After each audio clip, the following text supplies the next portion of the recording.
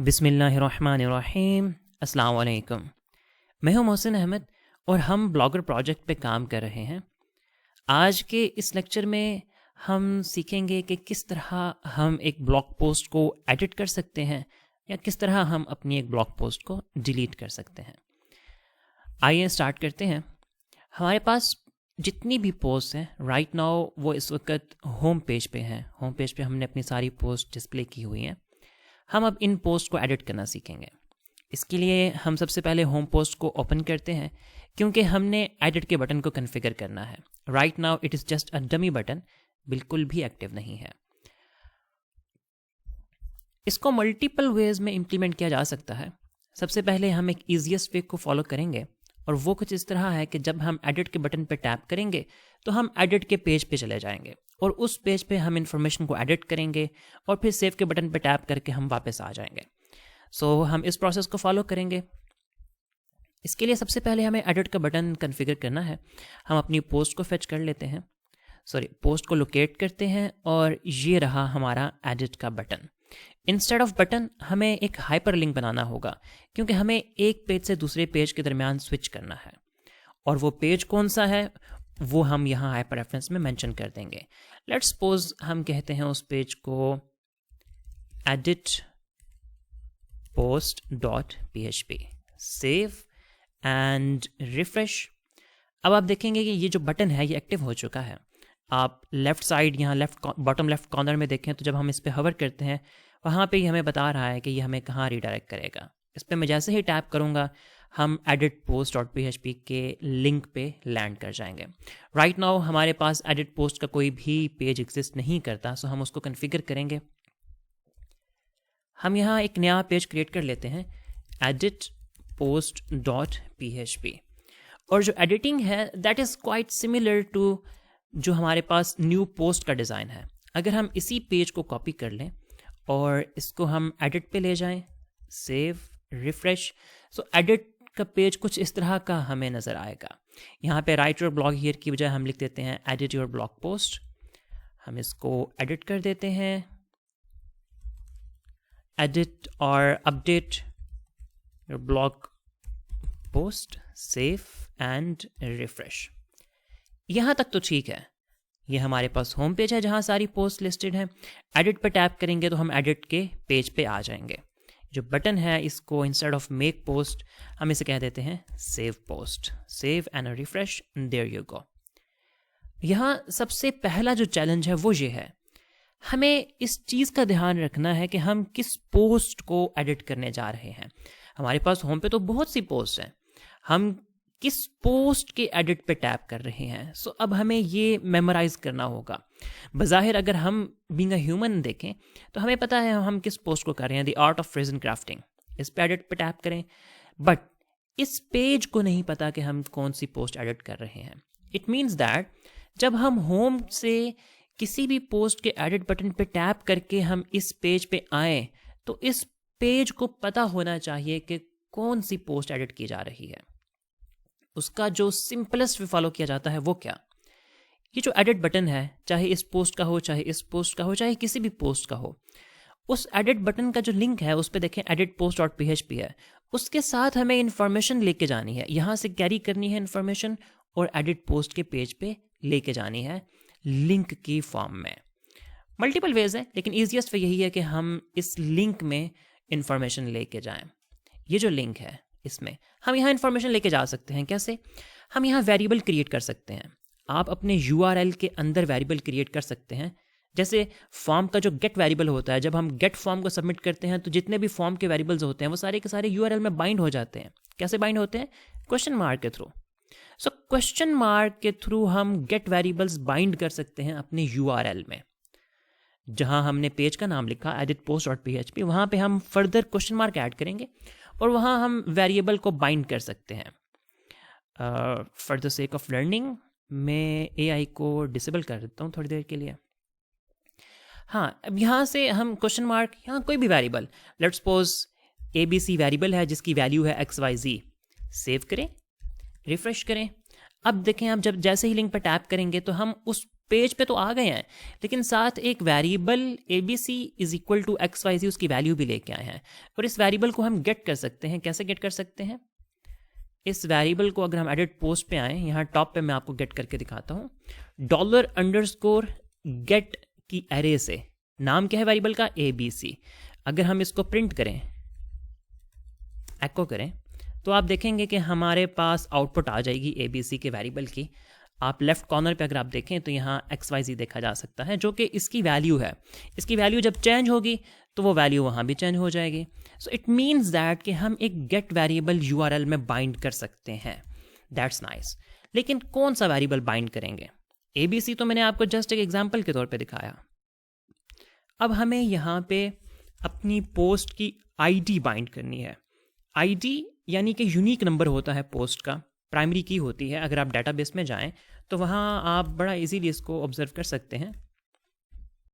यहाँ हमारे पास ब्लॉगर का डेटाबेस है जिसमें हमारे पास ब्लॉग पोस्ट का टेबल है। इस टेबल को अगर हम ओपन करें तो यहाँ आप देख सकते हैं ब्लॉग पोस्ट ID का एक कॉलम है हमारे पास। हमें इस कॉलम को सबसे पहले तो फेच करना होगा। कहाँ पे? इंडेक्स पे, जहाँ पे हमने पोस्ट फेच की हैं वहाँ पे हमने ID को फेच नहीं किया, बट अब हम ID को भी फेच करेंगे। इसका नाम है blog post ID, blog post ID। अब हम इस ID को फेच तो कर लिया, इसको हम अब बाइंड कर देंगे यहाँ पे। कैसे बाइंड करेंगे? That is quite simple. ID is equal to, अब हमारे पास PHP का वेरिएबल है तो हम PHP के टैग स्टार्ट करेंगे और यहाँ अंदर हम एको करेंगे $post blog post ID। बिल्कुल उसी तरह जैसे हम पोस्ट की बाकी चीज़ों को एक्सेस करते हैं, यानी कि हमने टाइटल को एक्सेस करना था तो $post title, $post posted at, $post description image. So इसी तरह हमने अब उसकी ID को एक्सेस कर लिया। इसको सेव करें, इसको हम रिफ्रेश करें। Sorry, need to get back to the home. अब हम एडिट के बटन पे जब टैप करेंगे, देखें अब लेफ्ट बॉटम लेफ्ट कॉर्नर में अगर आप गौर से देखें तो वहाँ आप देख सकते हैं edit post dot PHP $ID is equal to 7। इसी तरह नेक्स्ट पोस्ट को हम देखें तो वहाँ पे ID is equal to 8। So हर पोस्ट के साथ अब ID चेंज हो रही है क्योंकि ये सारी पोस्ट जो है ये लूप हुई हुई हैं, डेटाबेस से फैच हो रही हैं। लेट्स सपोज हम इसको एडिट करना चाहते हैं, इस पर टैप करें। अब यहाँ पे देखें तो edit post dot PHP $ID is equal to 7। अब हम ID का एक गेट वेरिएबल बाइंड करके आ गए हैं इस पेज पे। यहाँ हम उसको सबसे पहले गेट करेंगे एडिट पोस्ट पे, और गेट करने के बाद फिर हम उसको पहले वेरीफाई भी करेंगे कि वो वैलिड भी है या नहीं। Sort of this, check if we have any ID get variable in URL. So ID is equal to $_get, sorry पहले हमने चेक करना है क्या ये एग्जिस्ट भी करता है या नहीं। इस set $_get ID is equal to true। अगर ये एग्जिस्ट करता है तो ठीक है, लेकिन अगर ये एग्जिस्ट नहीं करता, फॉल्स है, तब हम यहाँ नहीं आ सकते, तब हम इसको एडिट भी नहीं कर सकते क्योंकि हमारे पास ID ही नहीं है। सॉर्ट ऑफ मैं आपको डिमॉन्स्ट्रेट करता हूँ क्या कहना चाह रहा हूँ। देखें, ID का वेरिएबल है, इट मीन्स हम अब किसी पोस्ट को एडिट कर सकते हैं। बट अगर कोई मैनुअली आ जाता है इस पेज पे एडिट पोस्ट डॉट PHP पे, तो उसको यहाँ लैंड नहीं होना चाहिए क्योंकि अब हमारे पास ID का रिकॉर्ड ही नहीं है कि किसको एडिट करना है। जब रिकॉर्ड नहीं है तो फिर हम एडिट कैसे करेंगे? हम अब इसको यहाँ पे इम्प्लीमेंट करना चाहते हैं कि अगर ये फॉल्स हो, अगर ये एग्जिस्ट ना करता हो, तब हम यहाँ से इसको बाय रीडायरेक्ट कर देंगे। Sorry, location and that is, let's suppose हम उसे इंडेक्स होम पे वापस ले जाते हैं और हेडर यूज़ किया है तो हमें एग्जिट करना पड़ेगा। अब मैं इस पेज को रिफ्रेश करूं तो मेरे पास ID नहीं है, तो मैं यहाँ से बाहर निकल जाना चाहिए ऑब्वियसली। रिफ्रेश किया, so now you can see that we are back to the index dot PHP। लेकिन अगर हम ID साथ लेकर जाएंगे तो कोई प्रॉब्लम नहीं है। सो ये जस्ट सिक्योरिटी की एक लेयर है। अगर कोई आपके वेरिएबल को टेम्पर कर देता है तो आप वहाँ से बाहर एग्जिट कर जाते हैं, बट अगर वेरिएबल एग्जिस्ट करता है so it's fine. Variable exist करता है तो हम उसको गेट कर लेते हैं ID, और अब हम इसको चेक करते हैं। चेक कैसे करेंगे? हम इसको करेंगे वैलिडेट या वेरीफाई फ्रॉम डेटाबेस कि ये ID एग्जिस्ट भी करती है या नहीं। हमने ये भी तो वेरीफाई करना है। हो सकता है अब ID 7 है, कोई यहाँ से वैल्यू टेम्पर कर दे, अब ये अगर आईडी एग्जिस्ट ही नहीं करती तो ऑब्वियसली अगेन हम किसी पोस्ट को एडिट नहीं कर सकते. So this is again sort of security layer. Database से चेक करना है तो हमें सबसे पहले डेटाबेस की कनेक्टिविटी चाहिए. db is equal to new MySQLi और यहाँ पे लोकल होस्ट सर्वर नेम आ गया, रूट यूज़र नेम आ गया, पासवर्ड एम्प्टी है और डेटाबेस ब्लॉकर. डेटाबेस की कनेक्टिविटी को वेरीफाई करेंगे.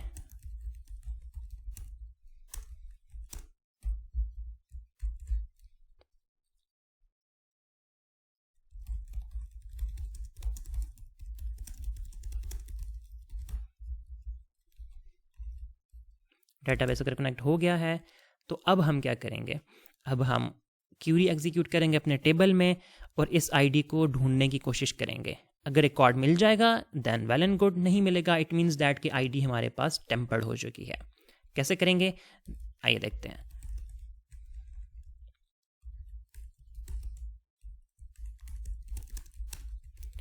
सिलेक्ट ऑल और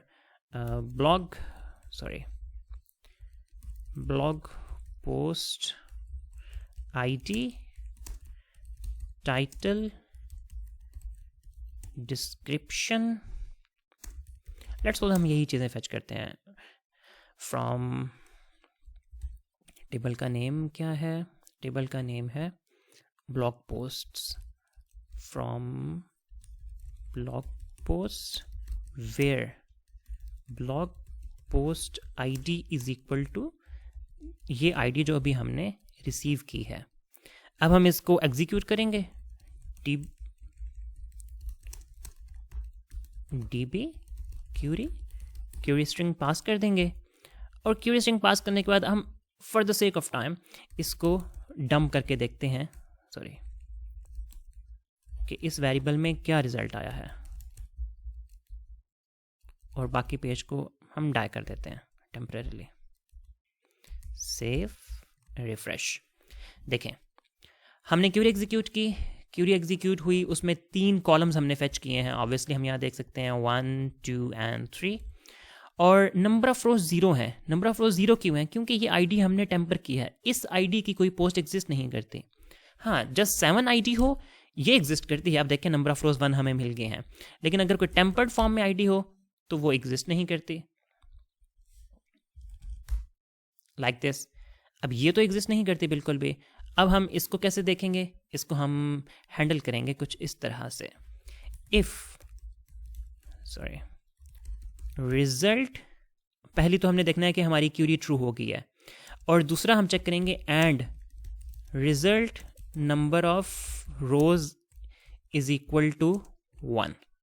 अगर ऐसा है इट मीन्स दैट कि हमें हमारा रिजल्ट मिल गया है, हमें हमारी पोस्ट मिल गई है. ठीक है, अब हम उसको एडिट कर सकते हैं. लेकिन अगर ऐसा नहीं है हम इसका रिवर्स चेक करेंगे. क्या चेक करेंगे? If result is equal to false और result number rows is equal to 0. अब देखिएगा इसको, या तो हमारी क्यूरी ही एग्जीक्यूट नहीं हुई या फिर क्यूरी को कोई रिकॉर्ड नहीं मिला. इन दोनों सूरतों में हम यहाँ से बाहर आ जाएंगे. अगेन हम यही समझेंगे कि यहाँ पे जो यूज़र है उसने कोई मैनिपुलेशन करने की कोशिश की है, सो हम उसको यहाँ से बाहर निकाल देंगे.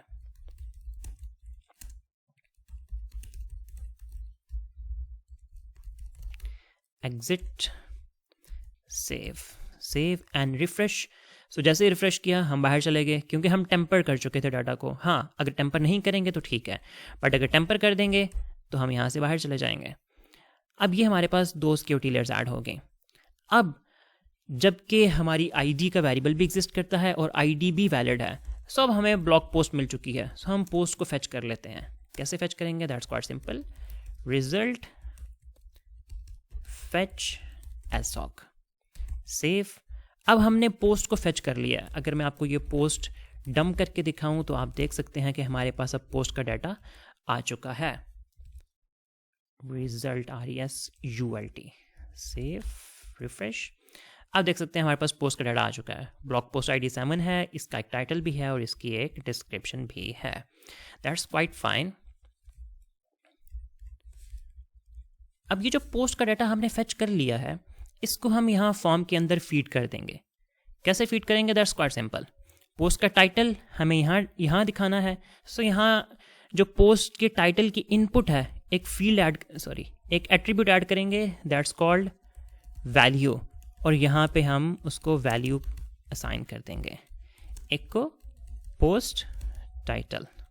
सेव करें, रिफ्रेश करें। अब आप देखेंगे कि जो पहला हमारे पास इनपुट है पोस्ट टाइटल का, उसमें उस पोस्ट का टाइटल ऑलरेडी लिखा जा चुका है। इसी तरह हम यहाँ डिस्क्रिप्शन भी लिख देंगे। डिस्क्रिप्शन चूंकि टेक्स्ट एरिया है, सो टेक्स्ट एरिया हम एट्रीब्यूट नहीं ऐड करते, बल्कि यहाँ टेक्स्ट एरिया के जो स्टार्टिंग और एंडिंग टैग है उसके दरमियान में यहाँ लिखते हैं, echo $post description, save and refresh. अब हमारे पास यहाँ पे पोस्ट की डिस्क्रिप्शन भी आ चुकी है। थर्ड जो हमारे पास चीज़ है वो इसकी अटैचमेंट है। अटैचमेंट को हम यहाँ पे अटैच नहीं कर सकते। हाँ, अटैचमेंट की इमेज हम यहाँ पे शो करवा सकते हैं। उसके लिए हमें पहले इमेज फेच करनी होगी, क्योंकि अभी हमने इमेज फेच नहीं की। सो जहाँ हम क्यूरी लिख रहे हैं वहाँ पे हम इमेज भी ऐड कर देंगे, डिस्क्रिप्शन के साथ इमेज भी गेट कर रहे हैं। इमेज गेट करने के बाद अब हम यहाँ पे इमेज को डिस्प्ले भी कर सकते हैं। लेट्स सपोज हम कहीं भी डिस्प्ले करवा देते हैं।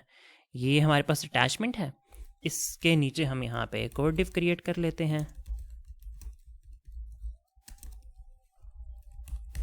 सॉर्ट ऑफ दिस, और यहाँ पे हम डिस्प्ले करा देते हैं इमेज src। अब हमें पता है इमेजेस का फोल्डर है हमारे पास, ये रहा इमेजेस का फोल्डर। इमेजेस के फोल्डर के अंदर जो इमेज है हम उसको डिस्प्ले करवा देंगे। इमेज जो हमने फेच की है डेटाबेस से, इमेज, और इमेज के टैग को अब हम कर देंगे क्लोज। हाँ, हम एक और काम कर सकते हैं कि इसको हम विड्थ असाइन कर देंगे,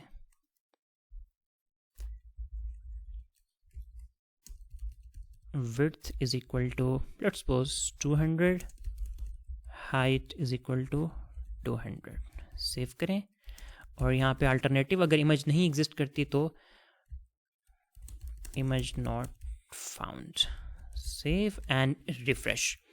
सो right now it's saying that image not found, क्योंकि हमें पता है पोस्ट नंबर जो 7 है उसकी इमेज हमने अपलोड ही नहीं की।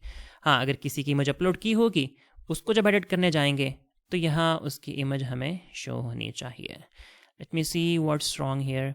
हाँ, हमने इसको एको नहीं किया, सेव एंड रिफ्रेश। सो ये रही हमारे पास हमारी image. And here let's get back, और हम किसी ऐसी को ही एडिट करते हैं जिसमें इमेज हमने अपलोड नहीं की हुई यहाँ पे। अब यहाँ हम 3 चीज़ें एडिट कर रहे हैं, एक उसका टाइटल, एक उसकी description, and third one is the image for that specific post. इसको हम कैसे प्रोसीड करेंगे? इसको हम कुछ यूँ प्रोसीड करेंगे कि हमारा ये जो फॉर्म है इसका एक मेथड है हमारे पास, एक्शन है। उस एक्शन को पहले हम ज़रा रिवाइज करेंगे। अब हम प्रोसेस न्यू पोस्ट नहीं कर रहे, हम प्रोसेस करेंगे एडिट पोस्ट। सो हमें एडिट पोस्ट का एक मैकेनिज्म क्रिएट करना है। यहाँ पे एक पेज क्रिएट कर लेंगे,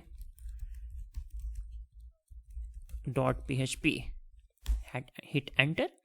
प्रोसेस न्यू पोस्ट की तरह ही है काफ़ी हद तक, लेकिन उसमें एक चीज़ का ज़रा डिफरेंस है। वो क्या? वो हम यहाँ पे देखते हैं कि क्या है। जब हम एडिट करने जाएंगे पोस्ट को, सबसे पहले हमने फॉर्म के वेरिएबल्स को चेक करना है कि वो एग्जिस्ट करते हैं या नहीं, ऑब्वियसली। फिर हमने वो वैल्यूज़ ग्रैब करनी है सारी की सारी। फिर हमने इनपुट्स की वैलिडेशंस करनी है सारी की सारी, बिल्कुल ठीक है। फिर हमने कुछ वैलिडेशंस की, दैट्स फाइन। फिर हम डेटाबेस की कनेक्टिविटी को चेक कर रहे हैं, दैट्स अगेन फाइन, हमें ये भी चाहिए। फिर हमने इमेज फाइल की वैलिडेशन की सारी की सारी, दैट्स फाइन, हमें ये भी चाहिए। अलाउड एक्सटेंशन को हमने वैलिडेट किया। इसमें डिफरेंस कहाँ पे होगा? इसमें डिफरेंस सिर्फ यहाँ पे होगा जहाँ पे हम क्यूरी स्ट्रिंग बना रहे हैं। यहाँ इंसर्ट की क्यूरी लिखी हुई है हमने, अब हमें इंसर्ट नहीं करना बल्कि अपडेट करना है। अपडेट कैसे करना है? अपडेट करना है हमें अपडेट की क्यूरी के थ्रू। और उसमें एक और डिफरेंस है, वो क्या? यहाँ पे हमने फॉर्म के वेरिएबल्स को तो चेक किया, ठीक है, फॉर्म के वेरिएबल्स तो फाइन, लेकिन हमने मेथड में एक चीज़ लेके जानी है साथ, आईडी, कि किस पोस्ट को हमने अपडेट करना है, जो कि अभी हमने ऊपर गेट की है आईडी से, सॉर्ट ऑफ दिस।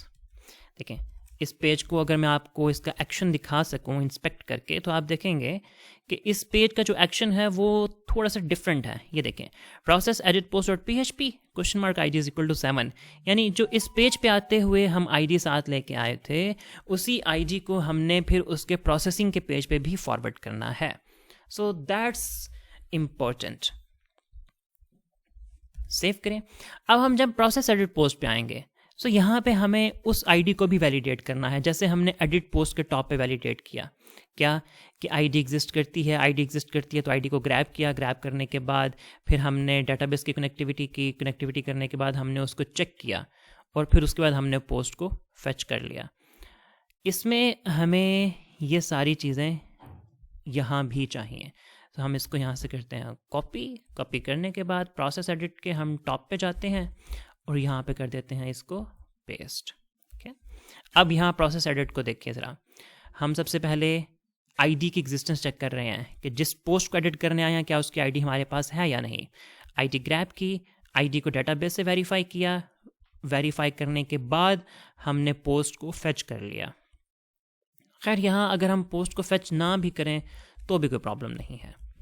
उसके बाद फिर हमने फॉर्म के वेरिएबल्स जो सबमिट होंगे अपडेट के दौरान उनको ग्रैब किया, उनको वैलिडेट किया। उसके बाद दोबारा डीबी कनेक्शन की हमें ज़रूरत नहीं है क्योंकि डेटाबेस हम टॉप पे कनेक्ट कर चुके हैं already, so that's not required. और उसके बाद फिर हमने इमेज प्रोसेसिंग की, इमेज प्रोसेसिंग करने के बाद इमेज को अपलोड किया, अपलोड करने के बाद फिर हम आगे अपनी क्यूरी स्ट्रिंग पे। अब इस क्यूरी स्ट्रिंग को हम रीराइट करेंगे। इसको कैसे राइट करेंगे, इसको हमने अब अपडेट के लिए कन्फिगर करना है। Perform query to submit data into table नहीं बल्कि to update data into table. अब ये क्यूरी स्ट्रिंग कैसे बनेगी, that's quite simple. Query string is equal to, इसको हम कहते हैं कि ये हमारे पास अपडेट की क्यूरी होती है। अपडेट हम बताते हैं कौन सा टेबल अपडेट करना है, ब्लॉग पोस्ट। उसके बाद फिर हम कीवर्ड यूज करते हैं सेट का। सेट का कीवर्ड क्या होता है, सेट का कीवर्ड हमें बताता है कि हमने कौन कौन से कॉलम्स को अपडेट करना है। सेट हम अपडेट करने जा रहे हैं उसका टाइटल इज इक्वल टू जो हमारे पास टाइटल है, कॉमा, फिर हम अपडेट करने जा रहे हैं डिस्क्रिप्शन इज इक्वल टू जो हमने डिस्क्रिप्शन गेट की है। उसके बाद कॉमा, थर्ड चीज़ जो हम अपडेट कर रहे हैं वो है उसकी इमेज इज इक्वल टू उसकी जो हमारे पास टेम्प इमेज नेम में स्टोर है, ये वाली। Sort of this. अब देखिएगा इसका structure, update blog post, set title, description and image. उसके बाद अब हमने टारगेट करना है वेयर, कौन सी वाली पोस्ट को अपडेट करना है। अब हम उसको ये चीज बताएंगे यहाँ पे, where blog post ID is equal to this ID जो कि हमने ऊपर गेट कर ली हुई है। अब हम इस क्यूरी स्ट्रिंग को रिमूव करेंगे। हमारी अपडेट की क्यूरी स्ट्रिंग जो है वो रेडी है, इसको एग्जीक्यूट करेंगे। अगर वो रिजल्ट हमें ट्रू रिटर्न करेगा तो हम कहेंगे post updated successfully, otherwise fail to update post, please try again later. और उसके बाद फिर हम अपनी न्यू पोस्ट डॉट php के पेज पे आ जाएंगे। सॉरी, न्यू पोस्ट नहीं बल्कि उसके बाद हमें एडिट पे होम पे आना है। होम पे आ सकते हैं या वापस उसको एडिट के फॉर्म पे लेके जा सकते हैं, कहीं भी लेके जा सकते हैं। इसको सेव करते हैं और इसको एग्जीक्यूट करके आपको दिखाते हैं। लेट्स सपोज हम इसका टाइटल चेंज कर देते हैं, this is updated title, this is updated description and अला बला आके जो भी लिखा हुआ है। यहाँ पे इसको कोई इमेज अटैच कर देते हैं, let's suppose this one, and tap करते हैं सेव पोस्ट पे। अब आप देखें कि हमारी पोस्ट जो है वो अपडेट हो चुकी है। दिस इज अपडेटेड टाइटल और इमेज भी आ चुकी है इसके साथ पहले इमेज नहीं थी, और उसके साथ उसकी डिस्क्रिप्शन भी आ चुकी है, this is updated description. And जो पहले लिखा था अगर हम उसको कंप्लीटली अपडेट करना चाहते तो भी कर सकते थे। इसमें एक रिस्ट्रिक्शन है, वो क्या, बाज़ औक़ात ऐसे होता है कि हमें इमेज अपडेट नहीं करनी होती। फॉर एग्जांपल ये जो पोस्ट है, इसको अगर मैं दोबारा एडिट करना चाहूँ, मुझे सिर्फ इसका टाइटल चेंज करना है। अगर मैं इसका टाइटल चेंज करूँ, दिस इज अपडेटेड टाइटल की बजाय the mountains story, sort of this. अगर मैं सेव पोस्ट पे टैप करूंगा तो ये मुझे इमेज रिक्वायर कर रहा है। अब अगर ये इमेज रिक्वायर कर रहा है तो एक बहुत बड़ा प्रॉब्लम है कि मैं इमेज तो चेंज नहीं करना चाहता। एक तो तरीका ये है कि वही इमेज दोबारा सबमिट कर दी जाए, लेकिन दोबारा क्यों सबमिट करें भाई, दोबारा सबमिट नहीं करनी, पहले से इमेज अवेलेबल है, दैट्स फाइन। हमें सिर्फ उसका टाइटल चेंज करना है।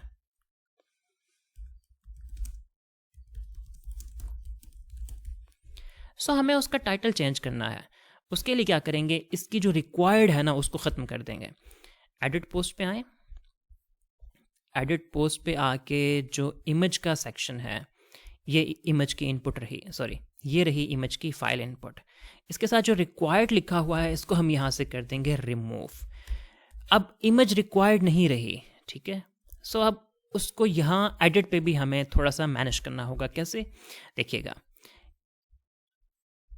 ये है इमेज, और इमेज को हमने ग्रैब किया, उसके बाद देखा कि क्या इमेज है हमारे पास या नहीं, और अगर इमेज नहीं है तो हम उसको वहाँ से बाहर भेज रहे हैं, जबकि अगर इमेज नहीं हो तो हमें उसको यहाँ से बाहर नहीं भेजना किसी भी सूरत में।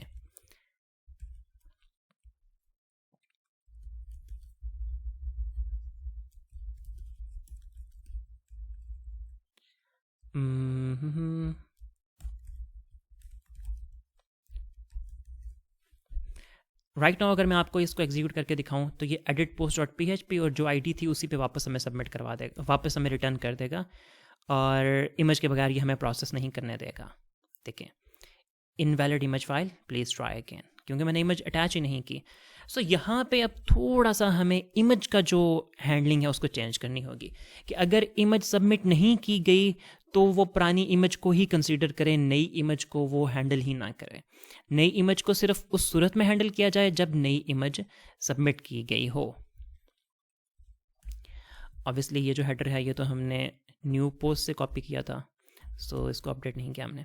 एनीवेज मैं इसको हर जगह पे सिमिलर कर देता हूँ। हाँ, दैट्स फाइन। इमेज की जो लॉजिक है उसको थोड़ा सा हमें चेंज करना है। कैसे चेंज करना है, बहुत आसान है। जहाँ हमने इमेज को ग्रैब किया है, अब यहाँ सबसे पहले चेक करना है कि क्या इमेज एग्जिस्ट करती है या नहीं करती। अगर इमेज एग्जिस्ट करती है तो फिर हम क्या करेंगे, फिर हम यूं करेंगे कि उसको बता देंगे कि आपने सारी वैलिडेशंस करनी, बट अगर इमेज एग्जिस्ट ही नहीं करती तो फिर सारी वैलिडेशंस हमने करनी ही नहीं है। Okay, that's fine. हमने इमेज ग्रैब की, ग्रैब करने से पहले अब हम चेक करेंगे कि इमेज एग्जिस्ट भी करती है या नहीं। चेक इफ इमेज एग्जिस्ट और नॉट। कैसे चेक करेंगे, मैं ये आपको डंप करके दिखाता हूँ। फाइल्स,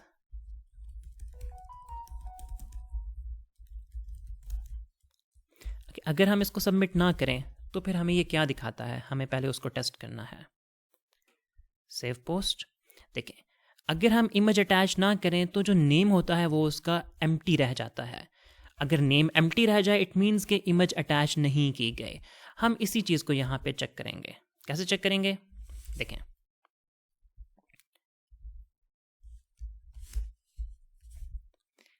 ग्रैब करने के बाद इसको चेक करेंगे। कैसे, इफ, बल्कि हमने यहाँ चेक किया हुआ है, इसी को यहाँ से हम कॉन्फ़िगर कर लेते हैं। इफ इमेज की एरे फॉल्स है, या इमेज का नेम एग्जिस्ट नहीं करता, या फिर इमेज का नेम एम्प्टी है। इन तीनों केसेस में क्या है कि इमेज एग्जिस्ट नहीं करती। जब इमेज एग्जिस्ट नहीं करती तो हमें उसको रीडायरेक्ट नहीं करना बाहर की तरफ। हाँ, अब हम इसको इन्वर्ट करेंगे। क्या, ये ट्रू होना चाहिए, इमेज की एरे होनी चाहिए, एंड इमेज का नेम सेट होना चाहिए। इस कंडीशन को हम इन्वर्ट कर रहे हैं, और एम्प्टी इमेज जो है ना ये फॉल्स होना चाहिए। ठीक है, अब देखें, एंड इमेज की एरे भी है, इमेज का नेम भी है, और इमेज का नेम एम्प्टी भी नहीं है। जब ये तीनों चीजें हैं इट मीन्स कि अब इमेज एग्जिस्ट करती है। ओके, सो अब अगर इमेज एग्जिस्ट करती है तो जो इमेज की जितनी भी वैलिडेशंस है ना, सारी की सारी यहां से लेके यहां तक, ये सारी की सारी इमेज की वैलिडेशंस इसकी एग्जिस्टेंस के अंदर होंगी।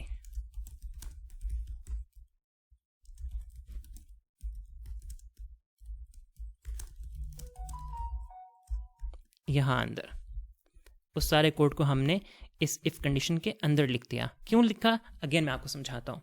हमने इमेज को ग्रैब किया, ग्रैब करने के बाद देखा क्या इमेज एग्जिस्ट करती है। सो हमने कंडीशन लगाई, 3 कंडीशंस। इमेज की अरे होनी चाहिए, और इमेज का नेम होना चाहिए, और इमेज का नेम एम्प्टी भी नहीं होना चाहिए, यानी उसके अंदर कुछ लिखा होना चाहिए। जब ये तीनों कंडीशन सेटिस्फाई होंगे, it means that image upload कर दी गई है।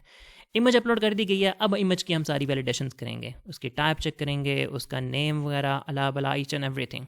बट अगर ऐसा नहीं है तो फाइन, हमने इसका एल्स लिखा ही नहीं, इसके एल्स में हमें कुछ करना ही नहीं। हाँ, इसके एल्स में हम एक काम कर सकते हैं, वो क्या, बल्कि हमें एल्स से पहले करना पड़ेगा। क्या, वो ये करना पड़ेगा, ये जो टेम्प इमेज नेम है, ये वेरिएबल अब हमने जनरेट किया है इफ के अंदर, लेकिन उसको यूज कर रहे हैं हम इफ के बाहर। सो अब यहाँ पे एक एरर आ जाएगा कि वेरिएबल अगर किसी ब्रैकेट के अंदर हो तो वो बाहर इस्तेमाल नहीं किए जा सकते, फिर हमें उनको बाहर डिफाइन करना पड़ता है।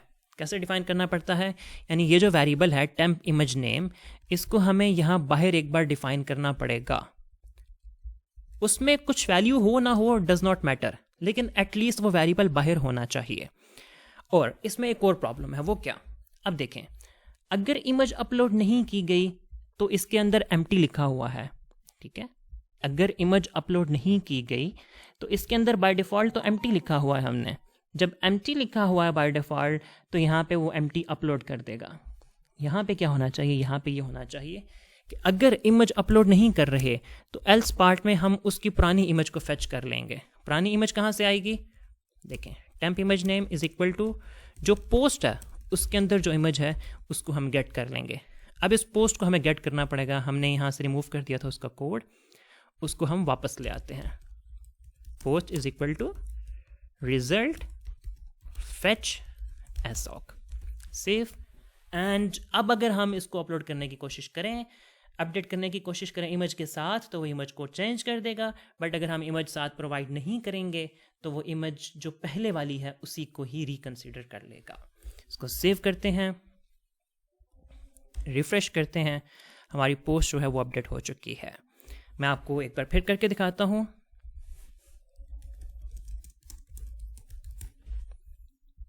सेव, आप देख सकते हैं टाइटल चेंज हो चुका है, लेकिन इमेज वहां की वही है। लेकिन अगर किसी और के साथ हम इमेज अटैच करना चाहें, so yes we can attach the image something like this. So यहाँ उसके साथ भी इमेज अटैच हो गई। सो इस तरह हम अपनी किसी भी एक पोस्ट को या किसी भी एक कंटेंट को डेटाबेस से एडिट कर सकते हैं। उसकी जो इनपुट्स हैं उनको एडिट किया जा सकता है, इमेजेस या किसी और किस्म के अटैचमेंट्स हैं उनको एडिट किया जा सकता है, और किसी भी तरह का कंटेंट एडिट किया जा सकता है।